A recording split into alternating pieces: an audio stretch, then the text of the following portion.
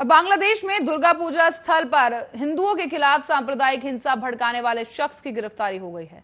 शख्स का नाम इकबाल हुसैन बताया जा रहा है। पुलिस ने बता दें कि कोमिला में ननुआर दिघी के तट पर एक अस्थायी पूजा मंडप में कुरान रखने के संदेह में इस शख्स को कॉक्स बाजार से गिरफ्तार किया है। पुलिस ने सीसीटीवी फुटेज देखने के बाद इस आरोपी की पहचान की थी और पुलिस के मुताबिक अब इकबाल हुसैन, जिसकी उम्र करीब 35 साल बताई जा रही है, वो कुमिल्ला शहर के सुजान नगर क्षेत्र निवासी नूर अहमद आलम का बेटा है। बताते चले, कॉक्स बाजार जिला पुलिस अधीक्षक हसनुमाना ने बताया है कि हमने इकबाल हुसैन नाम के एक व्यक्ति को गिरफ्तार किया है और अब उसे कुमिल्ला पुलिस को सौंप दिया जाएगा। जानकारी मिली है कि इस युवक को रात को कॉक्स बाजार के बीच पर सुगंधा पॉइंट पर से गिरफ्तार किया गया और बांग्लादेश के गृह मंत्री असदुज्जमा खान कमाल ने कहा है कि इस शख्स की गिरफ्तारी की पुष्टि कर दी है। बता दें कि सोशल मीडिया पर भी कुमिल्ला में एक पूजी कमेटी ने धार्मिक ग्रंथ के अपमान करने का आरोप लगाया गया था। धार्मिक ग्रंथ के अपमान की खबर सोशल मीडिया पर शेयर कर दिया गया, जिसके बाद वहां पर बवाल मच गया और हिंसा भड़क गई। जिसके बाद बांग्लादेश में दुर्गा पूजा के कई पंडालों पर हमले किए गए। साथ ही वीडियो फुटेज में साफ देखा जा रहा है कि हुसैन कुरान कॉपी के साथ सड़क पर चल रहा है।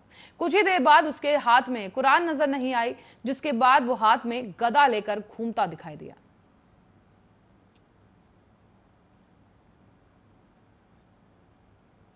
और उत्तर प्रदेश विधानसभा चुनाव नजदीक आने के साथ ही सभी राजनीतिक दल और उसके नेता अपने अपने दावों और अपने अपने वादों को लेकर सामने आ रहे हैं। ऐसे में प्रधानमंत्री के संसदीय क्षेत्र वाराणसी में सुभासपा के राष्ट्रीय अध्यक्ष ओम प्रकाश राजभर ने ये बड़ा दावा करते हुए कहा कि पिछली बार हम बीजेपी के साथ आए थे, उनकी सरकार बनी थी और इस बार सपा के साथ गठबंधन है, उनकी सरकार बनेगी। वाराणसी में सुभासपा के राष्ट्रीय अध्यक्ष ओम प्रकाश राजभर ने कहा कि उनकी भागीदारी संकल्प मोर्चा का समाजवादी पार्टी से गठबंधन होगा और समाजवादी पार्टी के साथ गठबंधन की घोषणा 27 अक्टूबर मऊ हलधरपुर में मैदान में अखिलेश यादव के साथ होगी। हम लोगों का सीटों का कोई झगड़ा नहीं है। 2022 में सरकार बनना प्रमुख लक्ष्य है और पिछली बार हम बीजेपी के साथ गए थे तो उनकी सरकार बन गई और इस बार हम समाजवादी पार्टी के साथ गठबंधन कर लिए हैं और अब उत्तर प्रदेश में समाजवादी पार्टी की सरकार बन जाएगी। ओम प्रकाश राजभर ने यह भी कहा कि पहले हमने बीजेपी के साथ गठबंधन किया तो बीजेपी की सरकार बन गई, अब हम समाजवादी पार्टी के साथ गठबंधन कर रहे हैं तो समाजवादी पार्टी की सरकार उत्तर प्रदेश में बन जाएगी। आगरा में पुलिस कस्टडी में एक युवक की मौत के मामले पर उन्होंने कहा कि सैया भय कोतवाल अब डर कहेगा।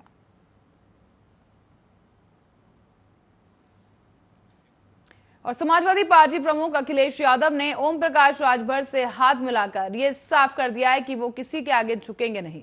जिसको साथ आना है साथ आए, सीटों की शर्तों पर कोई भी गठबंधन मंजूर नहीं।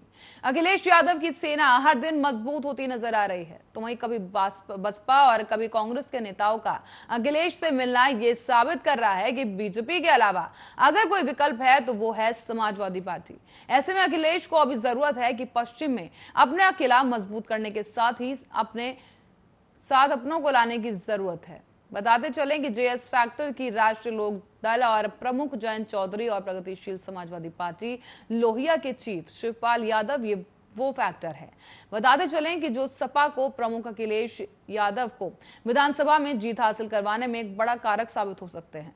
इस दौरान अगर बात करें तो राष्ट्रीय लोक दल प्रमुख जयंत चौधरी की तो पंचायत चुनाव तक सब ठीक चल रहा था, लेकिन हापुड़ के नूरपुर में हुई राष्ट्रीय लोक दल प्रमुख जयंत चौधरी की सभा में मानो रातों रात सब कुछ बदल दिया हो। उनके गठबंधन पर 7 अक्टूबर को बयान आया कि समाजवादी पार्टी से गठबंधन 2022 की बात है और उसकी बात 2022 में ही करेंगे। उसने मानो अखिलेश यादव के पश्चिम उत्तर प्रदेश विजय रथ पर विराम सा लगा दिया। हालांकि सपा के साथ न जाने की बात कही नहीं गई, पर इशारों में सपा से अच्छी पेशकश की उम्मीद भी की जा सकती है। कांग्रेस ने हाथ न थामने की बात अपने अगले सभा में कहकर यह साफ कर दिया कि इस बार कांग्रेस के साथ नहीं जाएंगे।